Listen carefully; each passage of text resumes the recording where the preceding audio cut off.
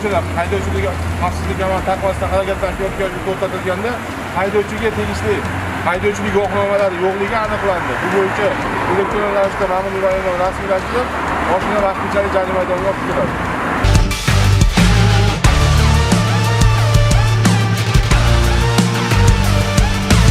10M455 AA bo'lgan Damas Rusumov avtotransport vositasini to'xtatganimda haydovchining hujjatlari yonida to'liq emasligi ma'lum bo'ldi. Haydovchi avtotransport vositasi bilan birgalikda jarima maydoniga olib kelindi.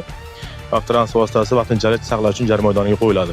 Davlat raqami 30G560 SB Avtolov Yangiyo'l shahar Samarqand ko'chasida to'xtatib tekshirilganda haydovchi avtotransport vositasini ishonchnomasi boshqarib kelayotganligi aniqlandi. Haydovchiga o'rnatilgan tartibda ma'muriy bayonnoma rasmiylashtirib, avtolov vaqtinchalik saqlash uchun jarima maydoniga qo'yildi.